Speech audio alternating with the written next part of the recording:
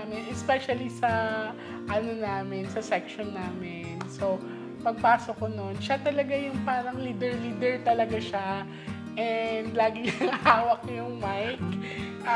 Pag pumapasok ako dati, inaasam niya ako na, uy, ayun na yung natin, classmate nating Santo Niño. Kasi because of my voice. So, minsan, nabubuli talaga nila ako kasi ang dami nilang Becky doon. Sobrang line siguro. The flower pa? Oo. So, ayan.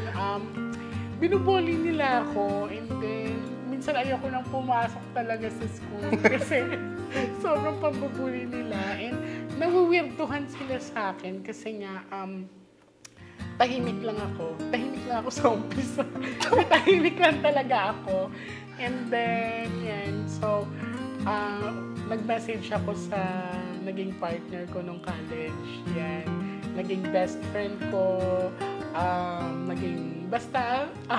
nag-message ako sa kanya, sabi ko, ayoko na nga pumasok dito. So, sabi niya, bakit? Sabi ko, inaapi nila ako. So, ang nangyari noon, pinalabas ko lahat sila, tapos huli akong lumabas. And pagkalabas ko, sinundo ako nila. Mga Marines. So, hindi lang isa ang nagsundo sa akin. Oy, lagpas, grabe, dami Apat po ang nagsundo sa akin. May kumuha ng bag ko, ng books ko, ng mga iba kong gamit. So, andun sila sa gilid. Talagang sinadya ko yung... mga baklang nga.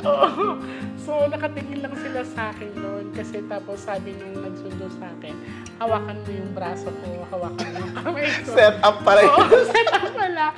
Pero honestly talagang alam nila nung college. Anong alam mo nung college natin? Madami. Like, ano yung hindi mo makalimutan pala sa akin nung college tayo? Siyempre, yung simula pala, yung pang-asar ko sa'yo, di ba? Yung maging boss sa Santo Niño niya, hello, nakakatuwa kayo ng bagong transfer siya. Tapos, ito na nga, si bakla pala yung Brenda yung pala sa classroom. Oo, kasi tahimik lang talaga ako. And then, pag sinasagot ako talagang lumalaban ako sa mga recitations, mga ganyan, mga oral reading. Dahil galing, ano ka pala galing? Galing ako, Lasal, Mindanao Project. Kaya pala. Hello there! So, ayan, galing din ako sa Tabunian High School. Hello! Hello po sa inyo lahat dyan, so, sa Mindanao. Sobrang init, pahingin ka ng fish. Super spotlight. Super spotlight. Kasi, alam mo, parang ayoko nga siyang basahan ngayon kasi parang gusto ko magchikahan lang kami. Kasi madami talagang hindi nakakaalam ng personal life ko. So, oh my God, first time ko makakita ng KJ. Oo, nung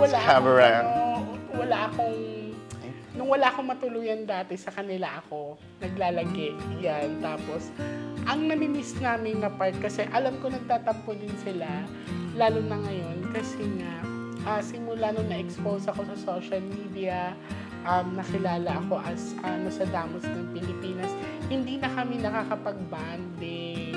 Wala na yung lagi nating alis-alis. So, dati kasi... Pupunta kami Tagaytay, kami na dalawa, nag-horseback riding kami doon. Tapos nag-iinom tayo sa mga gater-gater lang. Yes, wala na tayong gano'n. Honestly, talaga malakas ako uminom dati. Kasama siya, kasama yung iba naming friends. Yan. So, ang dami naming kalokohan talaga. Sobrang super. Pero dati talaga, nagre-reading na ako. And then, dinala niya ako sa lugar nila. Doon ko nakita, yung sa area nila na may pinatay. Yes. So, nalaglag pa po ako sa sa tubig kasi bumabaha nun. Ang tubig hanggang dito. So, sabi niya sa akin, "Dai, be careful ka kasi malalim." May pababa dyan. So, nasa gutter tayo. pag yung undoy kasi yung time na yun. Yung time na yun, galing tayo school. So, galing kaming school, pumunta kami sa kanila. And yun. Tapos, pinaupo niya ako sa parang... may tindahan. Sa may tindahan. Tapos, narinig ko may iyak ng babae. Tapos, sabi ko sa kanya, "Dai, may narinig akong iyak ng babae. Parang may pinatay dito sa isang unit." So, yun nga, inopen na niya sa akin. And yun, may pinatay doon. Yes, for sure. So, I don't know what happened to that kasi ang bata pa namin. Sobrang nakaka-excite kasi nagkita kami, paras na kami long hirata. Yeah.